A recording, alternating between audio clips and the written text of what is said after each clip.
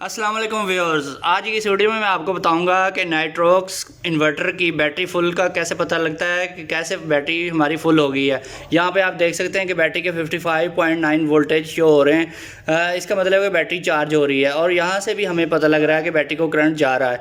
लेकिन यहाँ से अगर हम ना देखना चाहें और सिर्फ यहाँ से अंदाज़ा लगाना चाहें कि बैटरी कितनी चार्ज है, तो ये देखें हमने 54 वोल्टेज के ऊपर बैटरी सेट की होती है 5 किलोवाट और 6 किलोवाट के सिस्टम में। 4 बैटरियों के सिस्टम में फ्लोट वोल्टेज 54 वोल्टेज होते हैं।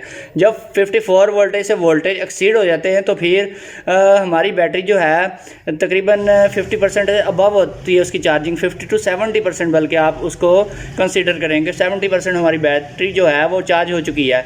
जब ये वोल्टेज के ऊपर जाएगी यानी कि 56.4 या फिर ट्यूबुलर बैटरी के लिए 58.4 पर जाएगी, ये वाले वोल्टेज जाएंगे तो फिर ये मुकम्मल चार्ज हो जाएंगे और फिर वापस ये फ्लोट वोल्टेज के ऊपर आके रुक जाएंगे। फ्लोट वोल्टेज यानी कि 54 वोल्टेज हैं 4 बैटरियों के सिस्टम में।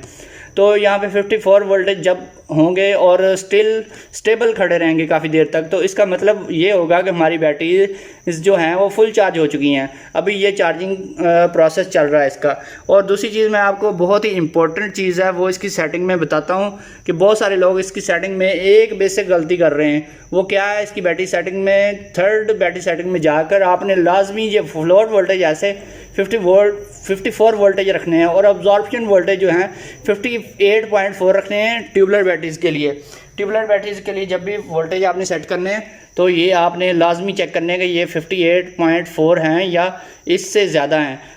नाइट्रोक्स जो आता है जेन्युइन सेटिंग ये नहीं होती। जेन्युइन सेटिंग में वोल्टेज बहुत ज़्यादा होते हैं, इस वजह से बैटरीज़ बहुत सारे लोगों की ख़राब हो रही हैं।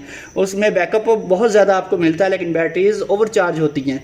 फिर मिलेंगे एक नई वीडियो के साथ। ओके, अल्लाह हाफिज़।